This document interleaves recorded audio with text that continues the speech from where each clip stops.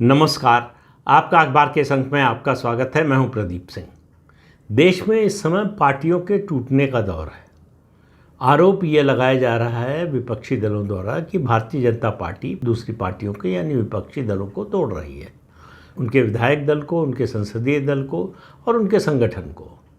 लेकिन एक ऐसी पार्टी है जो खुद टूट रही है और उसका नाम आप अच्छी तरह से तक जान गए होंगे। उसका नाम है कांग्रेस पार्टी। कांग्रेस पार्टी देश की दूसरी सबसे बड़ी पार्टी है। भारतीय जनता पार्टी इस समय पूरे जोर शोर से अपनी पूरी ताकत से लगी हुई है कि किस तरह से संसद के मानसून सत्र में वो लोकसभा और राज्यसभा दोनों सदनों में 2/3 बहुमत जुटा सके, जिससे उसके जो संविधान संशोधन विधेयक हैं, महिला आरक्षण संशोधन विधेयक और डिलिमिटेशन का विधेयक, तो उसके अलावा जो है 130वां संविधान संशोधन विधेयक, जिसको CM-PM विधेयक आम बोलचाल में कहा जा रहा है, उसके अलावा बहुत सारे विधायी कार्य हैं, उनको पास कराने के लिए अपनी संख्या बढ़ाने में लगी है। लेकिन कांग्रेस पार्टी पंजाब में टूटने की कगार पर है और इसमें भारतीय जनता पार्टी का कोई योगदान नहीं है। ये कांग्रेस पार्टी भी ऐसा कोई आरोप नहीं लगा रही है। ये कांग्रेस का अंदरूनी झगड़ा है। कांग्रेस में असल में संगठन में परिवर्तन होना था। अमरिंदर सिंह राजा वड़िंग वहाँ के प्रदेश अध्यक्ष थे। माना जा रहा था कि उनको बदला जाएगा, उनको बदला नहीं गया। जो प्रारूप बनाया गया संगठन का, उसमें चरणजीत सिंह चन्नी जो पूर्व मुख्यमंत्री हैं, उनको कैंपेन कमेटी का चेयरमैन बना दिया गया। अब उनके साथियों ने, उनके समर्थकों ने बगावत कर दी है। वो मांग कर रहे हैं कि या तो चन्नी को प्रदेश अध्यक्ष बनाया जाए या मुख्यमंत्री के चेहरे के रूप में उनके नाम की घोषणा की जाए।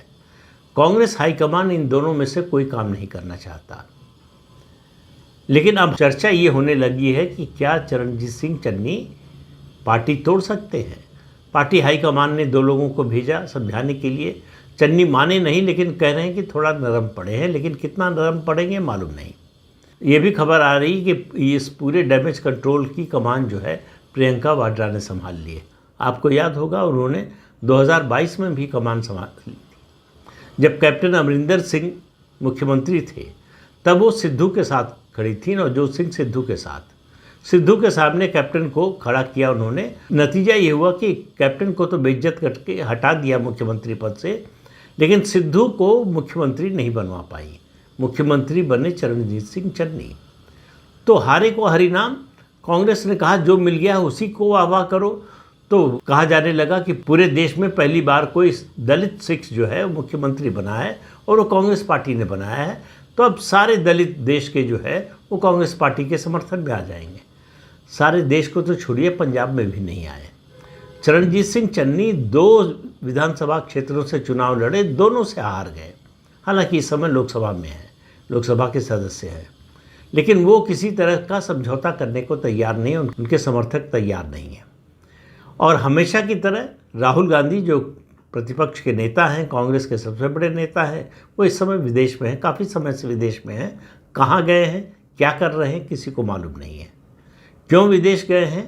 ऐसे समय में जब मानसून सत्र शुरू होने वाला है, और वो तो भविष्यवाणी कर रहे थे कुछ दिन पहले कि देश में सुनामी आने वाली है, आर्थिक सुनामी आने वाली है, महंगाई इतनी बढ़ जाएगी, बेरोज़गारी इतनी बढ़ जाएगी, तेल के दाम बढ़ जाएंगे, सब चीज़ों के दाम बढ़ जाएंगे और अर्थव्यवस्था को प्रधानमंत्री नरेंद्र मोदी नियंत्रित नहीं कर पाएंगे और उनकी सरकार गिर जाएगी, वो 1 साल से ज़्यादा प्रधानमंत्री नहीं रह पाएंगे। ये तमाम तरह की भविष्यवाणियाँ उन्होंने की। अब हो जो रहा है ज़मीन पर उसका ठीक उल्टा हो रहा है। तेल के दाम कंट्रोल में आ रहे हैं, अंतर्राष्ट्रीय स्तर पर तेल के दाम घटे हैं। तो अब बढ़ने का भारत में तो सवाल नहीं है। सवाल ये है कि तेल के दामों में कटौती कब से शुरू होगी। सरकार ने कमर्शियल गैस के दाम घटा दिए हैं, ATF का दाम घटा दिया गया है। इसके अलावा इंडस्ट्रियल गैस के प्रोडक्शन पर और ख़रीद पर जो रोक थी वो बंद कर दी गई। तमाम तरह के कदम उठाए हैं सरकार ने, जिससे एनर्जी के मुद्दे पर लगातार जो है स्थिति में सुधार हो रहा है। और कल ही प्रधानमंत्री ने राजस्थान में 55 जो है रिफाइनरी का उद्घाटन किया। ये दुनिया की सबसे हाई टेक रिफाइनरी है इस समय, और इस रिफाइनरी के साथ भारत दुनिया का चौथा ऐसा देश बन गया है जहां सबसे ज़्यादा रिफाइनरीज हैं। इसके उद्घाटन कार्यक्रम में बोलते हुए प्रधानमंत्री ने कहा कि मैंने इसका जो शिलान्यास किया था, बीच में 5 साल कांग्रेस की सरकार रही यहाँ, उसने अड़ंगे लगाए, काम होने नहीं दिया। 23 में सरकार चली गई कांग्रेस की, फिर से काम तेज़ी से शुरू हुआ। आज मैं ही इसका उद्घाटन कर रहा हूँ। और उन्होंने एक हल्की सी चुटकी जो है डोनाल्ड ट्रंप और अमेरिका पर भी ले ली। कहा पिछले 50 साल में अमेरिका में एक भी ऑयल रिफाइनरी नहीं लगी है और भारत लगातार इस मामले में तेज़ी से आगे बढ़ता जा रहा है। तो बात कर रहे थे हम लोग पंजाब की। पंजाब में कांग्रेस अगर टूटी नहीं तो बिखरी हुई ज़रूर रहेगी और फरवरी मार्च में चुनाव होने वाले हैं अगले साल, तो ज़्यादा समय भी नहीं है, कुछ महीने का समय बचा है। कांग्रेस कहाँ तो यात्रा की तैयारी कर रही थी। राहुल गांधी फरवरी में पंजाब के दौरे पर गए थे और अपनी पार्टी के लोगों से कहा था कि जितने मतभेद हैं, जो आपसी गुटबाजी है, सब भूल जाइए की बजाय जिनको जो भूल गए थे उनको भी याद आ गया और सब आपस में लड़ रहे हैं, कोई किसी की सुनने को तैयार नहीं है। राहुल गांधी का फैसला था कि अमरिंदर सिंह राजा वड़िंग प्रदेश अध्यक्ष बने रहेंगे। उनके फैसले के खिलाफ बगावत हो गई है और उसको संभालने वाला कोई नहीं है। अलग अलग नेता अलग अलग स्वर में बोल रहे हैं। मनीष तिवारी नाराज़ हैं कि उन्होंने कहा कि योग्यता ही उनकी सबसे बड़ी कमज़ोरी साबित हो गई है, तो उनको किसी कमेटी में नहीं रखा गया है, कोई जिम्मेदारी नहीं दी गई है। स्पष्टीकरण कांग्रेस की ओर से ये दिया गया कि वो चंडीगढ़ से सांसद हैं, इसलिए चंडीगढ़ की जब कमेटी बनेगी तब उसमें उनका नाम होगा, पंजाब में। पूरी राजनीति मनीष तिवारी ने पंजाब में की, पहली बार चंडीगढ़ से सांसद बने हैं और केंद्र में मंत्री रह चुके हैं। उनके पिता आतंकवाद का शिकार हुए थे। इस सब को देखते हुए ये समझ में नहीं आता कि कांग्रेस में फैसले किस आधार पर होते हैं, क्या सोचकर होते हैं, किस रणनीति के तहत होते हैं। इस समय पंजाब में आम आदमी पार्टी की जो हालत है उसमें साफ दिख रहा है कि उसके लौटने की संभावना नहीं है। 2022 से ठीक विपरीत स्थिति है। 2022 में ऐसा लग रहा था चुनाव से 6-8 महीने पहले कि कांग्रेस का आना तय है फिर से, लेकिन कांग्रेस ने सेल्फ गोल ऐसा किया कि कांग्रेस पूरी तरह से बाहर हो गई और आम आदमी पार्टी प्रचंड बहुमत से सत्ता में आ गई। इस बार आम आदमी पार्टी सत्ता में आती हुई नहीं दिख रही है और उसका फ़ायदा उठाने की स्थिति में केवल कांग्रेस पार्टी है। लेकिन कांग्रेस पार्टी के रिवाइवल की बात हो रही थी, उसकी तैयारी हो रही थी। अभी जो हालत है उसमें प्रश्न है सर्वाइवल का उसके, कि क्या चुनाव तक कांग्रेस की पंजाब इकाई सर्वाइव करेगी, आज जिस रूप में है उसी रूप में बनी रहेगी, या दो फाड़ हो जाएगा। या दो फाड़ न हुआ तो कम से कम अंदर के झगड़े इतने ज़्यादा होंगे कि कोई किसी को जीतने में मदद नहीं करने वाला है। हराने में ज़रूर सब एक दूसरे को लग जाएंगे, ऐसा अभी से दिखाई दे रहा है। हालांकि कांग्रेस का ये कल्चर भी रहा है, ये कोई नई बात नहीं है कांग्रेस के लिए कि एक दूसरे को ही हराते हैं। गुटबाजी अंदरूनी इतनी होती, भीतरघात इतना होता है। कई मौके ऐसे आते हैं जब कांग्रेस को कांग्रेस ही हराती है और इसका सबसे ताज़ा उदाहरण तो हरियाणा है।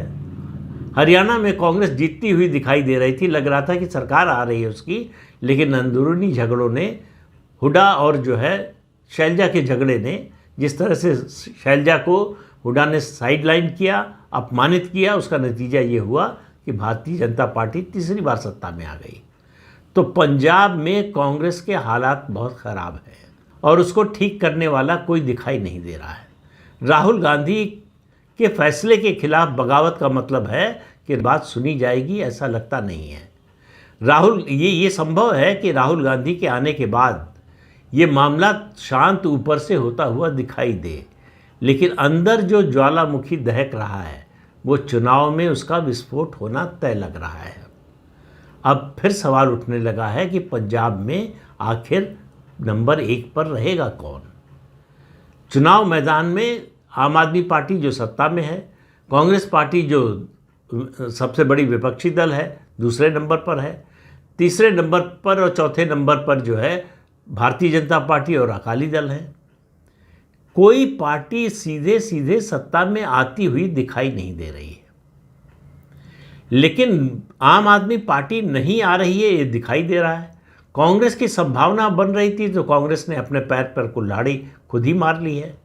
राहुल गांधी ने इस बात का आकलन किए बिना कि उनकी पार्टी की इकाई पंजाब की जो है उसमें अलग अलग गुट जो हैं उनके नेताओं की मंशा क्या है, वो चाहते क्या हैं, कौन सा फैसला वो करेंगे जिसको माना जाएगा, या जो फैसला नहीं मानने वाले थे उनको बुलाकर बात करके मनाने की कोशिश कि मैं ये फैसला करने जा रहा हूँ, आप मेरा साथ दीजिए, पार्टी का साथ दीजिए, पार्टी सत्ता में आ सकती है।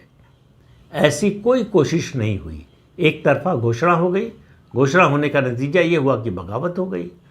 अब राहुल गांधी विदेश में बैठे हैं, कब तक आएंगे किसी को मालूम नहीं है। और इधर भारतीय जनता पार्टी संसद के मानसून सत्र की जोर शोर से तैयारी कर रही है। जो चुनाव होने वाले हैं अगले साल 2027 में, 7 राज्यों में विधानसभा चुनाव होने वाले हैं। उनमें सबसे ज़्यादा संभावना कांग्रेस के सत्ता में आने की पंजाब में ही थी, मैं कह रहा हूँ। पहले लग रहा था कि कांग्रेस पंजाब में सत्ता में आ जाएगी, लेकिन अब वो मुश्किल दिखाई दे रहा है। वो वही स्थिति हो गई है जो 2022 में थी। चुनाव से 6-8 महीने पहले लग रहा था कि कांग्रेस फिर से सत्ता में आ रही है। इस बार लग रहा था कि वो आम आदमी पार्टी को हटाकर सत्ता में आ सकती है, लेकिन अब जो परिस्थिति बन रही है उसमें कांग्रेस ने अपना ही खेल बिगाड़ लिया है। और इसके लिए सिर्फ और सिर्फ कांग्रेस पार्टी और पार्टी आलाकमान यानी गांधी परिवार जिम्मेदार है। गांधी परिवार से पार्टी पर कंट्रोल हो नहीं रहा है। पार्टी में किस तरह फैसले लिए जाएं कि उसको सब मानने के लिए सहमत हो जाएं, ऐसी कोई रणनीति जो है गांधी परिवार यानी राहुल गांधी, सोनिया गांधी और प्रियंका वाड्रा बना नहीं पाए हैं। जो भी फैसला लेते हैं उसके खिलाफ विद्रोह होता है, फिर जो है समझौता करते हैं। समझौते का नतीजा ये होता है कि पार्टी को नुकसान होता है। ये हम राज्य दर राज्य यही कहानी दोहराते हुए देख रहे हैं, और पंजाब में भी ऐसा ही हो जाए तो कोई आश्चर्य नहीं है। तो पंजाब जो सबसे पोटेंशियल था 7 राज्यों में कांग्रेस पार्टी के लिए, वहाँ कांग्रेस पार्टी ने अपने ही घर में आग लगा ली है। अब इस आग को सवाल है कि बुझाएगा कौन। बुझाने का काम फिलहाल जो है प्रियंका वाड्रा को सौंपा गया है, लेकिन उनको इस तरह के काम का कोई अनुभव है ऐसा कोई प्रमाण है नहीं। और 2022 में उन्होंने पंजाब में जो किया था उसके बाद तो शायद ही किसी को भरोसा हो। वो खेल बनाने की बजाय उन्होंने खेल बिगाड़ा था।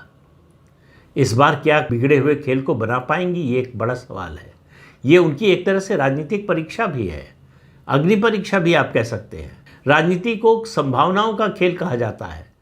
तो क्या कांग्रेस पार्टी अपनी ही पार्टी के अंदर संभावना तलाश पाएगी जिससे उसके लिए पंजाब विधानसभा में लड़ाई लड़ना आम आदमी पार्टी से आसान हो जाए? फिलहाल तो इसके आसार नहीं दिख रहे। फिलहाल तो ये लग रहा है, चर्चा सबसे ज़्यादा जिस बात की हो रही है कि चन्नी अलग पार्टी बना सकते हैं। मुझे लगता नहीं कि चन्नी अलग पार्टी बनाने का जोखिम मोल लेंगे, क्योंकि वो उनके बस की बात नहीं है। जब तक कि कोई पीछे से उनको जो है उकसा न रहा हो। कौन उकसा रहा होगा? इसमें फ़ायदा आम आदमी पार्टी का सबसे ज़्यादा है, बीजेपी का उसके बाद है, अकाली दल का उसके बाद है। तो 3 पार्टियां हैं जिनका चन्नी के कांग्रेस से अलग होने में फ़ायदा है। अब इनमें से कोई एक इसमें शामिल है या तीनों शामिल हैं ये पता नहीं, लेकिन अपना बना बनाया घर गिराने पर कांग्रेस पार्टी ही आमादा हो तो फिर कौन बचाएगा कांग्रेस पार्टी के? तो पंजाब में जो स्थिति है चुनाव से पहले की अभी, उसमें एक बात तो निश्चित लग रही है कि कांग्रेस पार्टी का अब सत्ता में लौटने का रास्ता कठिन होता जा रहा है। अब भी मैं ये नहीं कहूँगा कि असंभव हो गया है। सवाल ये है कि क्या इस गड़बड़ी को, क्या इस असंतोष को, विद्रोह को रोक पाते हैं राहुल गांधी? ये उनकी भी परीक्षा है कि वो पॉलिटिकल कंट्राडिक्शंस को किस तरह से मैनेज करते हैं, उसकी क्षमता उनमें कितनी है, इसकी भी परीक्षा होने वाली है उनकी।